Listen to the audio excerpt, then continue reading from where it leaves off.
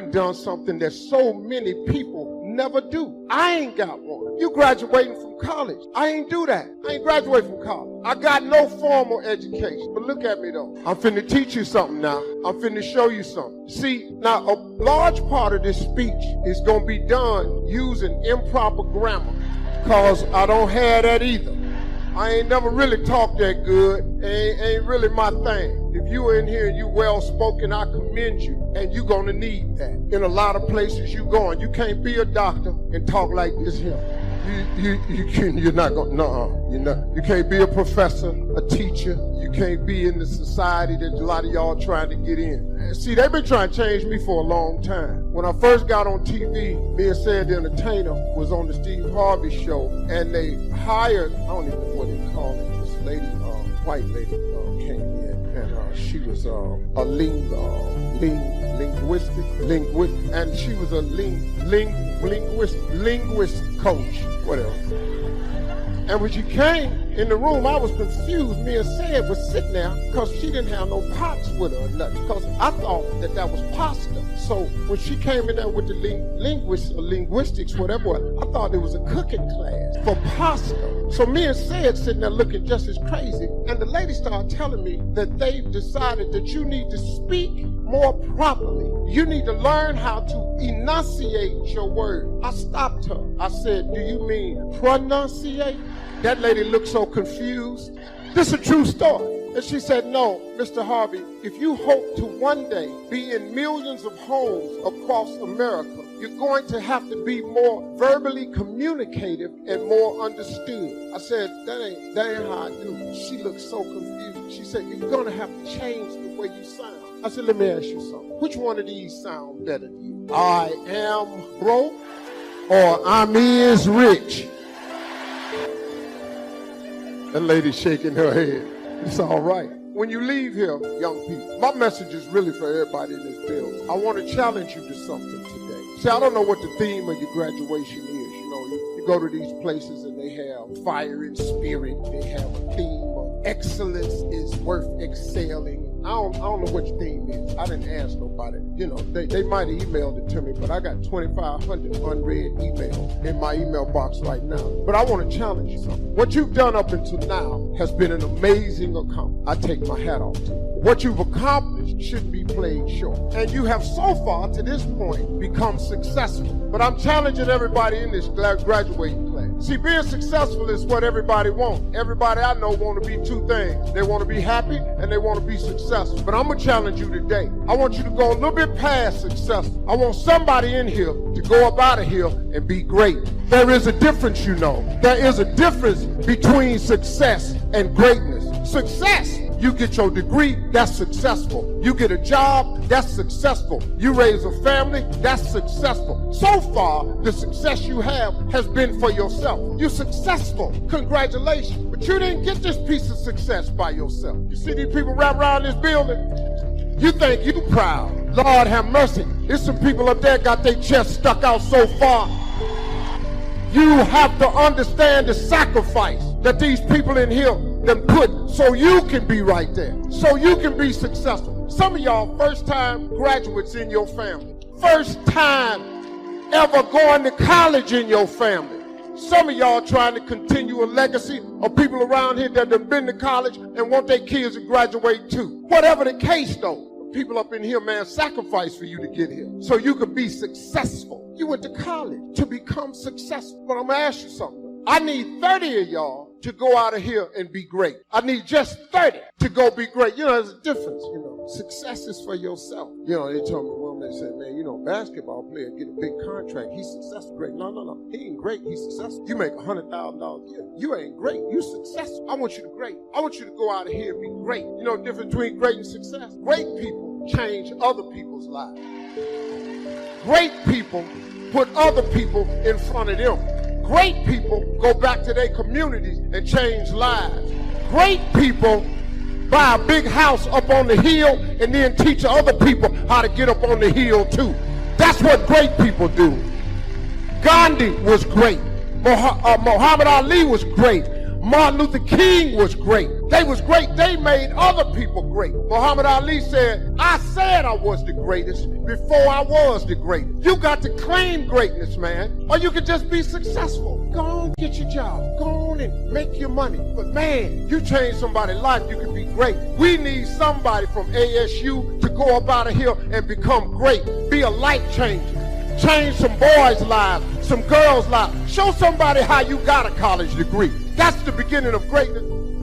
Just keep a journal, right? If I was here, I had my journal, I'd be taking notes, right? These 2 days in my journal. Now, if you're caught without your journal, you just take the notes. When you get back home, you put those notes in your journal, throw the paper away. Because we don't usually go through paper to review. But see, my journals now make up a significant part of my own library. My journal's all reserved privately for my children and my grandchildren. Can you imagine what I've collected over the years? It's unbelievable. There are 3 treasures to leave behind. Here they are. Number 1, your pictures. Don't leave the event unrecorded. It takes only a fraction of a second to say, here's who I was with. When I travel the world, we take all these pictures. And here's one of the gifts. People send me the pictures they took of me and them. It's part of the treasures I have on the farm. Incredible. A picture's worth 1,000 words to describe the scene, the emotion, what happened. Say, wow, this was an extraordinary day for me when I met these people. Here's what they told me happened to them when they went to my seminar 10 years ago. Wow, the drama comes back if you've taken the pictures. It's one of the treasures to leave behind when you go. Remember the old photographs that we have now of, 100 years ago,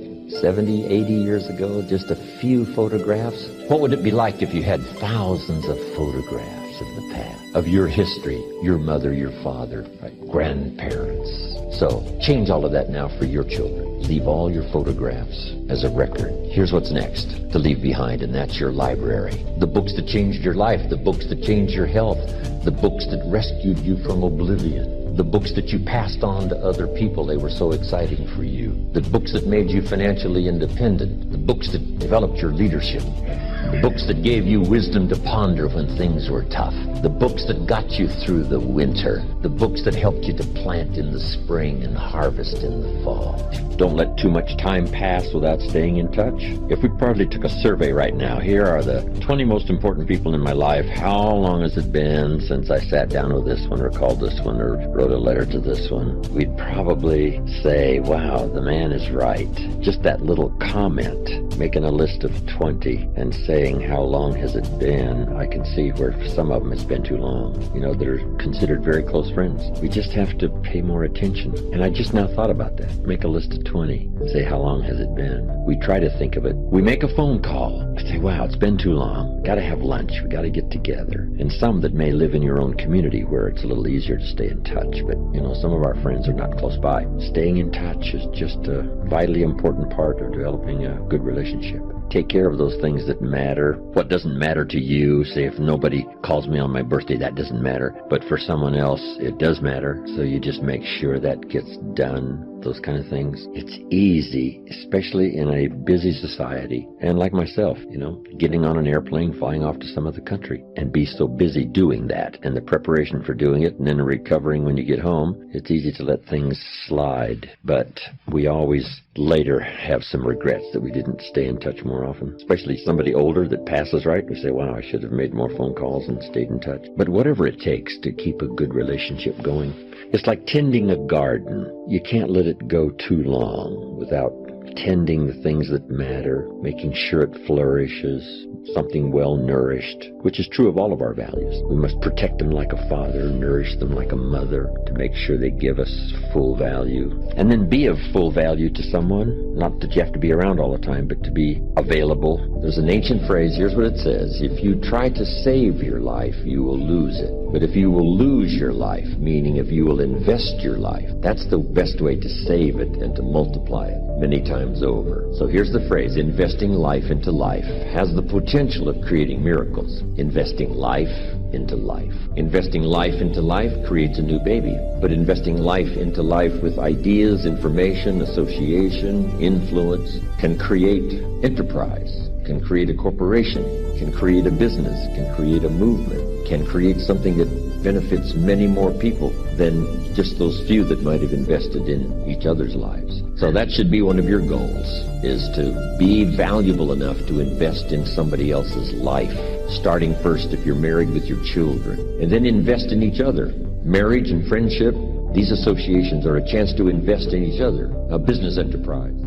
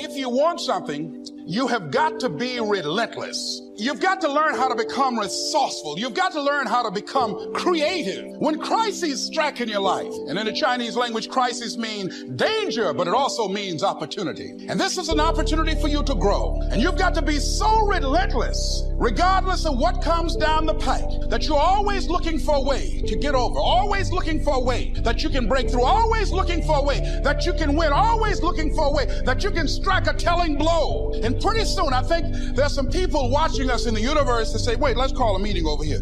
You know that guy Mustafa? Look at him down there. He won't stop. Just that fool don't know he can't get over. Look here. Why don't we do this? Let him go and let's mess with somebody else. Just let him go on through. Life will just get tired of whipping you sometimes. And just say, let's just let this one go. I believe this. Now, no one has told me this, but I just kept on kicking. I didn't have sense enough to stop. I was intelligently ignorant. I didn't know what I couldn't do. So I just tried anything. And the fascinating thing about life, because you can't get out of it alive, you might as well have a good time, you know? Live your life with passion, with some drive. I was giving a seminar the other day, and I mentioned that I was going to do some training in August with some young teenagers and take about 100 away to a 2 or 3 day camp and wipe them out. Been working on this. So after the speech, one of the parents walked up to me and said, Mr. Brown, I'd like for you to do something for my son. He's not motivated. I said, I wonder why. I wonder what's wrong with him. He had no fire whatsoever. See, what you do speaks so loudly, folk can't hear what you're saying. And so if you don't have any fire, you know, you've got to watch the people, the relationships that you develop. Have people of kindred mindsets. If you're around folk who are dead and negative all the time, they will affect you. You want people that are around you that have smiles on their faces, looking good. I was telling a group last week, Abraham Lincoln refused to hire a guy because of his face. They said, but the guy can't help it. He said, anybody over 30 is responsible for their face.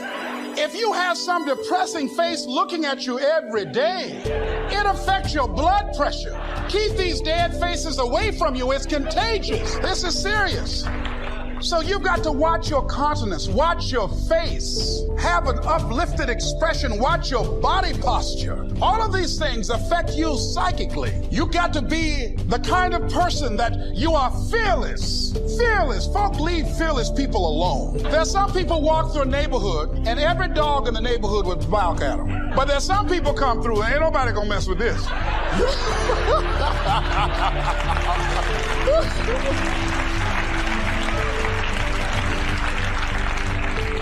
You are unstoppable. And because you are unstoppable, because you've got power that you haven't even begun to use yet, you owe it to yourself to release your brakes. How many of you have the experience of pulling out of your driveway and you mashed on the accelerator and the car was just going, it couldn't move. And you mashed harder and it couldn't move. And then you discovered you had your emergency brakes on.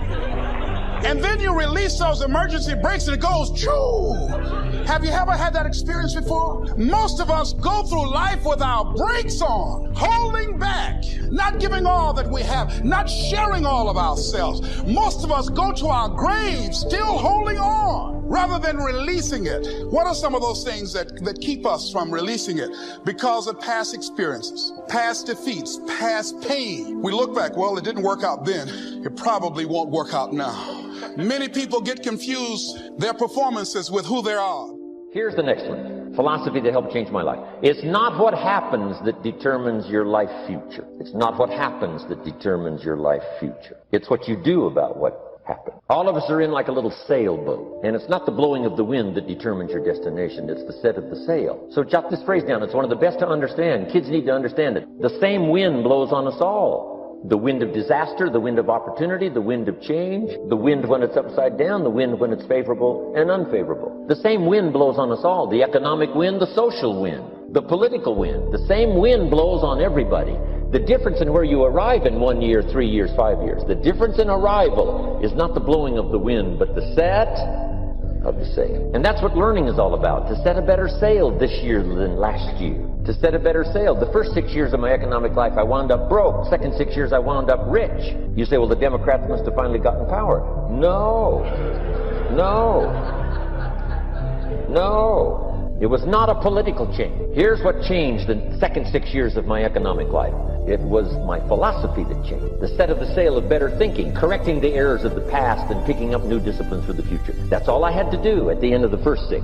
Correct the errors of the past and then pick up some new disciplines for the future. And my total life changed. The second 6 years was totally different than the first 6 of my working life. And guess who can do that? Anybody. Now you can keep on the same path for the next couple of years as you have the past 2. But if you wish to, and maybe everything's okay for you and you don't need to, but if you need to make some changes, I'm telling you, you can start doing it today so that the next 2 years will be drastically different than the last 2. And anybody who wishes to do that can. And you can do it between ages 40 and 43. You can do it between ages 13 and 50. You can do it between ages 60 and 62. Any 2 years, any 5 years that you wish to drastically change from the previous 5, you can do it. If you wish to. Now, this isn't written. This is not a law. Here's what it's called, opportunity. But if you don't know you can change, if you don't know you can drastically change your income, change your future, change your health, change your marriage, change everything. If you don't know that, some people then go year after year after year after year not making much change simply because they didn't get to the class. They never read the book. They never went to the seminar. They never made the discovery. They didn't seek for the knowledge of how could I make my life better. And if you just rock along, I'm telling you it's okay. Anybody can live any way they choose, but I'm here to tell all of you that if you wish to, it's possible to make the next 3 years totally different than the last 3. And all you have to do is just a few things. So if you've got that one now, it's not the blowing of the wind that determines your income. It's not the blowing of the wind that determines your fortune. It's the set of the sail. And that's why we gathered here today. Maybe I've got some ideas that'll help you with a couple of little things about setting the sail of your thinking that might drastically give you multiplied more benefit the next 3 years than you've gotten in the last 3. So it's not what happens. What happens to everybody. Chevron years ago brought me in to talk to management. They said, Mr. Rohn, you travel around the world and you're fairly knowledgeable. What do you think the next 10 years are going to be like? I said, gentlemen, I can tell you I do know the right people. So they all leaned forward and listened carefully. And I said, gentlemen, the next 10 years are going to be about like the last 10. The next season after fall is, well, I promise you that's not going to change. After day comes night. I promise you that's not going to change. Here's how the last 6,000 years reads. If you want to make a note of Jim Rohn's vision of history the last 6,000 years, here's how it reads. Opportunity mixed with difficulty. It's going to read like that, looks like, for the next 6,000 years. Opportunity mixed with difficulty. Now, sometimes there seems to be more opportunity than difficulty, and then sometimes there seems to be more difficulty than opportunity, but the mix isn't going to change. After expansion comes recession. But after recession comes expansion. Not to think so, see, is naive. And once you've got just a little of this stuff settled, then you know exactly what to do. You know exactly what to anticipate so you can be ready. Now, here's the next one. Here's what it says. For things to change, you have to change. I was hoping the government would change and taxes would change and economics would change and my boss would change and be more generous. I wished for everything to change. And my teacher said, no, Mr. Rohn, for things to change for you, you have to change. Don't wish it was easier, wish you were better. Once I understood this altered the course of my life. Don't wish it was easier, wish you were better. And here's the big one. Don't wish for less problems, wish for more skills. You don't need less problems. You simply need more skills. Don't wish for less challenge, wish for more wisdom. Accept the challenge, because you can't grow without a challenge. You can't get rich without a challenge. You can't fly without gravity. You have to understand the challenge. But that's the key, is to now develop wisdom to overcome the challenge. Don't wish for less challenge, but more wisdom. And then here's one more philosophy that helped change my life forever. But it's a good thing to keep going all of your life, to be curious about what's happening, curious about human beings, curious about the setup, curious about human behavior, be curious about yourself, be curious about government, politics, society, banking, money, Army, Navy, taxes, what makes things work, what makes a city work, what makes a government work. I remember years ago someone mentioned Russia might conquer China. I said, if you conquer China, what the heck would you do with it? Trying to comprehend how the world works, trying to comprehend how... I remember going to Manhattan for the first time. I was so awestruck. This huge city, and one thing came to my mind was, how does this city work? How does everything get in? How does everything get out? And how does everybody get fed? And when you have a salad, the lettuce is fresh. And I thought, how does this happen? You know, it's a miracle how the city works. It's a miracle how the country works. How does an economy work, right? So that it stays on a steady course. And, it's amazing. But if you keep that kind of curiosity going, and then simply be curious about your relationships with other people, yourself sitting at the conference table, be curious about how you could get into the inner circle where they talk about incredible things that affect, business, commerce, society, and the world. And I think that's probably number one is curiosity. I think probably what served Tony Robbins, who attended my seminars all those years ago, the attitude was an incredible, insatiable appetite for learning. And I think if you've got that, that's it. That's part of curiosity. You just want to know. So reading the books was no problem. Going to the library was no problem. Going to class and taking notes was no problem. Then I think the third one was to immediately start putting some of it into action. Not to wait till you know it all, but to do what you know and let the rest be unfolded and revealed. The illustration is on a foggy night, if you can only see 100 feet, if you walk that 100 feet, now you can see another 100 feet. Take it a bit at a time. But for those components that really start someone on the road to success, I think that's it. Curiosity, appetite for learning, and willingness to put it all into activity right away. Then probably willingness to take constructive criticism, not put down the criticism. It's okay, but here's another way to consider. If you just added this, I'm telling you, it'd make you twice as powerful. Somebody says, wow, I'll consider that. So there's unique ways to say it, and then there's, the blundering ways to say it. But if you can get people to give them credit for what they're already doing, add a few more things, a bit of refinement, that's it. People willing to accept that kind of constructive analysis of how they're doing. Those are some good components. I asked two good questions I think that are really vital, especially for mature people. Number one, what's got you turned on? Question number two, what's got you turned off? Two excellent questions. Food for thought. Years ago, shortly after I met Earl Schoaf, I finally found out what had me turned off, and I got that cured. And I got enough reasons to get turned on. And from that day until this, no one has ever said to me, when are you going to get going? When are you going to get off the couch? When are you going to get started? I've never heard that since I was 25 years old. Once the fires were lit for me, they've never gone out. I've gone through my challenges from rich to broke and back to rich, and I've been through it all. But I've never had someone say, you got to get up from here and you got to get going. Never. And I don't really know how to teach it, and I really don't know how to explain it. All I know is if it ever happens, it's one of the great experiences of a lifetime. Get enough reasons to turn you on, and then just keep adding some more so that you never lack for emotional or physical vitality and spiritual strength to just keep going, to make your life as good as you can, go as far as you can, earn as much as you can, share as much as you can, be as much as you can to the people you love and care about, live as well as you can. If you once develop that thirst and the zest.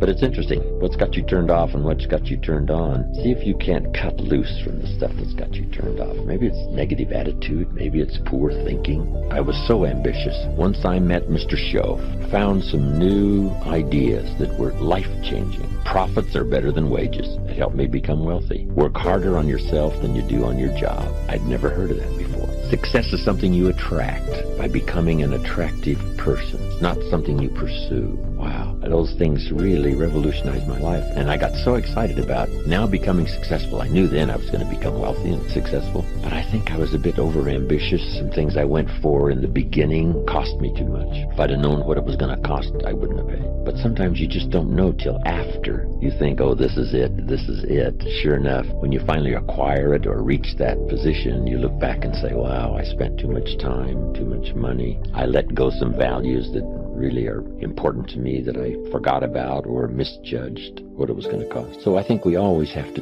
look into the future and say, what do I want and what's that going to cost? There's two great words of antiquity everybody should learn. Here they are. One's positive and one's negative. And we studied a bit about that yesterday. Positive, negative. Here's the positive word from antiquity. Behold. That's the positive word. Behold the possibilities. Behold the opportunity. Behold the future and give it design. Behold and look at the chances you've got. Behold, spring has come. Behold, the day has arrived and the sun is shining and the shadows are fleeing away. Behold, the next person you can meet might be your friend for life. Behold, the next person might be a colleague forever. Behold, that's the positive word, behold. Now, here's the negative word, beware. Now I want to give you a sentence to jot down that's very valuable. Here's what it is. Beware of what you become in pursuit of what you want. Beware. All of our lives we have to deal with behold and beware. When a kid goes to school, it's behold the opportunity and beware the danger. Behold and beware. So beware of what you become, pursuing what you want. Some things I went for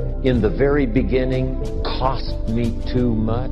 I got so obsessed with some things that I found out later the price was too big to pay. If I would have known better, I never would have paid. But sometimes we learn when? After.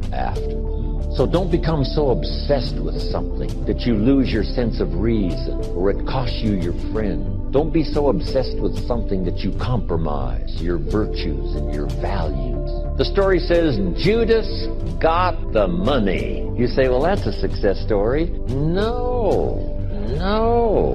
It's true, 30 pieces of silver was a sizable sum of money, but it was not a success story. His name was Judas.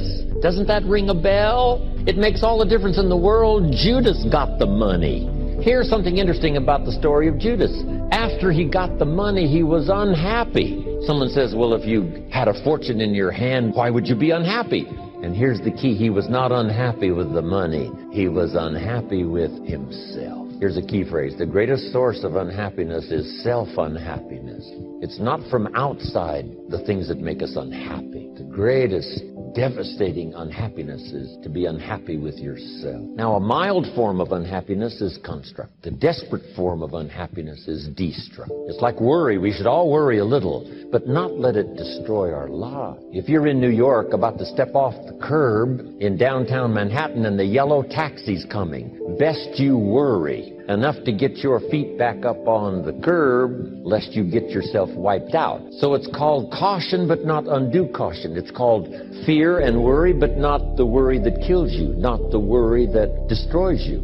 It's like hate. You don't need to hate your job. Save your hate for the important things like evil, like the weeds that attack your garden, like the diabolical ideas that try to entice your children. Right? You don't need to hate everything. I hate this, I hate that. That's the misuse of your hate. Save it for the things we really must hate. But this is so important now to beware.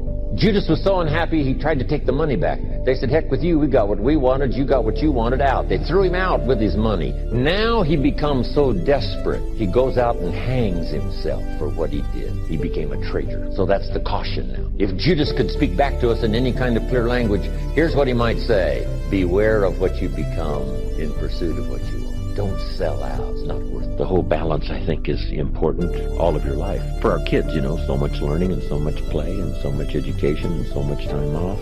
You have to just not overload kids with too much time to learn. A little change of pace. Back when I went to school, we called it recess, right? You can't stay at it, like hour after hour. You have to take a little break and take some time. But it's true as an entrepreneur. It's true in a sales career. It's true for a minister of a church. Whatever you're in is to find that balance of working hard so that the job gets done, but also taking the time. I used to work hard and think, wow, I should have my family on the beach. And then I'd take my family to the beach, and at the beach I'm saying, wow, I should be at the office. So you just have to learn to say, when you're at the office, do the office stuff. When you get to the beach, forget the office for a while. And that balance is important. It's important in good health, right? They had this diet that said high carbohydrate is the way to go, right?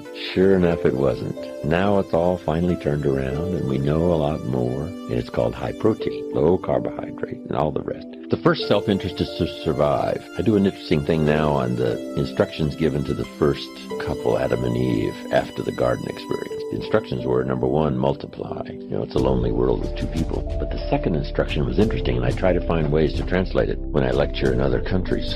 And it says to be fruitful or productive. First, you need to produce enough to survive. If a man is by himself and he produces enough for himself, that's called self-care. Then, if he wants to live a higher life, a companion or get married, he now must produce enough for himself and his wife. Somebody says, well, why work that hard when you can just take care of yourself? That's okay. This is not a moral question. This is a question of, do you wish to live a higher life, a better life? And almost everyone would agree that would be a better life, to be with somebody. But now comes the challenge now to produce enough for two instead of for one. Now they decide to have children. Now the man must figure out a way to produce enough for himself and his family, his children. And the question always is, why do that? Why not just take care of himself? And so this is self-care. First to survive, then to live a better life. He pays that extra price of producing more than he needs for himself so that he can live a better life. And the next challenge is that the end of it? And the answer is no. Why wouldn't the man think of ways now to produce more than he needs for himself and his family? And the question is, why work that hard? Why do that? And the answer is to be generous, which is an even higher life. Then I take it two more steps. Why not accept the challenge to produce much more than you need for yourself and for your family? Somebody says, well, that's ridiculous. Why do that? You don't understand. It's to live a higher life. Then I take it one step further, to produce far more than you need. What a way to live. Extraordinary. It's okay to live an ordinary life and a pretty good life, but how about an extraordinary life? To produce far more than you need for yourself and your children. Suppose you make $10 million a year and you and your family only need $3 million. Some families are more expensive than others, but let's say $3 million would pretty well cover most every family. Now you've got $7 million to give, to share. How about that kind of life? It's called extraordinary. To produce more and far more than you need for yourself. It's best to earn some of that early money in lifestyle. Go to the movies. Take 2 vacations instead of 1. Just some little extra things that now the family gets inspired by this new commitment to earning more and becoming more and making the studies and learning the skills and whatever you have to do. Now you make it more worthwhile for the family by thinking of lifestyle changes that now become very exciting. Go to the concert. My parents said, don't miss anything. Don't miss the play, the music, the songs, the performances, the movie, whatever's happening. At age 93, my father, before he died, if you would have called him at 10:30, 11 o'clock at night, he wouldn't be home. He's at the rodeo, he's at church, he's at the play, the performance, he's watching the kids play softball at age 93. So he did it as well as taught it. Don't miss anything. So those changes in lifestyle. When I started making some extra money, I opened up an account for my wife, and I called it No Questions Asked Account. And I said, here is the checkbook for a new account, and it's called No Questions Asked. I'll just keep putting money in there, and you spend it for whatever you wish. It was life-changing. It wasn't a fortune, but she didn't have to ask anymore for money, because I could sense that it was a little embarrassing at times when she had to ask me for money. I thought, well, that's not good. So the first time I get a chance, here's what I'm going to do. And sure enough, I did it. No Questions Asked account. You can't believe what they did. It was absolutely amazing. Anything you can think of that helps to change lifestyle is called making a living, but also making a life. Lifestyle, social friendships, church, community, country, all those things that make a composite of our overall life. Start furnishing that with new vigor, vitality, money, whatever it takes to expand your life into what I call the good life, as well as economics. It doesn't take a lot. How much is a movie, right? Even for a person of modest means, $6 or something. Costs $60 million to make it and only costs $6 to see it. Part of it's just simply priority. Less soft drinks, more movies. Everybody's got the money. The story I tell of the lady who invested the $1, now she's a millionaire. So she had the $1. Depends on where you put it. A 4-hour lunch, how much can you eat? Just a few people. But at the end of 4 hours, you're richer than when you sat down in terms of exchanging ideas, confidences, experiences, plans for the future, accomplishments. It's exciting. Probably nothing more rewarding than conversation. Sometimes you need to be alone. For all of my busy life, from Milan to New York to Paris to Mexico City to the giant cities of the world, I do seek solitude, but only for short periods of time, not long periods of time. But it is important for me to get away, think and ponder and wonder about my life and what's happening, what's going on, where to go from here. But some of the greatest rewards are in personal conversation. I've got some close friends, some mentors that have been around for the last 50 years for me, that a couple of hours of conversation, you've got enough to feast on and live on for a while until you can have the next one. But it's easy to be a little too busy to go to lunch with a close friend and not miss it, or spend an evening with 2 or 3 families and enjoy life. You know, how much is a concert? $25, $30, $40. Somebody says, well, poor people can't afford to go to a concert. See, no, it's only 8 Coca-Colas. It just depends. So you save up your soft drink money and you do some special things. So lifestyle to live well doesn't cost a fortune. All it costs is paying attention. Then the little dramas. I told a story about calling my father after my mother died. My father lived another 8 years, and he spent 1 more year out on the farm, which I still have up in Idaho, where I make a little wine and grow a few crops and live the good life overlooking the Snake River. But my father spent 1 more year the nights, and then he got a little lonely, and so I got him a place in this little farm village close by, so he could at least go there, spend the night, have breakfast, and then jump in his car and go back to the farm. And then there's a place close by called the Decoy Inn, little cafe, where my father most every morning would have breakfast with the farmers. So I'd call him while he's having breakfast. Just takes 10 minutes. Papa, I'm in Israel. And they'd bring him the phone, and we'd have this conversation. And he'd talk real loud so they could all hear the details. They gave me a reception last night on the rooftop. He'd say, reception on the rooftop, underneath the stars, Pop. He says, underneath the stars. So everybody gets in on this little conversation he's having with me. Now he's got a story to tell for the rest of the day. My son called me from Israel. I know he had to get up in the middle of the night. Makes a much more special day. Only takes 10 minutes. Easy to, easy not to. I'd send him these postcards from around the world, and he'd save them, show them around. When I'd get back, some of them had a little butter and jelly on them, right, where he'd passed them around at breakfast. And then he'd get to retell the story. I was showing these postcards to my friends, and here's what happened, and here's what they said. And it keeps this lively interchange between father and son going. I took him back where he was born in my motorhome one year, Odessa, Washington. Went to the newspaper office, and he went back into the vaults in this little community, and he found some newspapers dated 1903 when my father was born. So we went through them. No record of his birth. I said, you know, you were born out in the country, Papa. No record of your birth here. Like me, I was born at home. Then we went back to Wheeler, where he last went to school, when they had a place in town. They used to have a dry wheat farm, a couple of thousand acres in Moses Lake. But we went back to Wheeler, where he last went to school. He used to arrive early, before the teachers got there, and lit the fires in this old stove, 1 or 2 room school. And it was gone. Tried to locate the place where they might have lived and couldn't find it. It's probably gone. The only thing left in Wheeler was a church and a bar. And my dad says, well, that's a pretty good combination. Get messed up in one place and get straightened out in the other. I said, oh, that's good, Papa.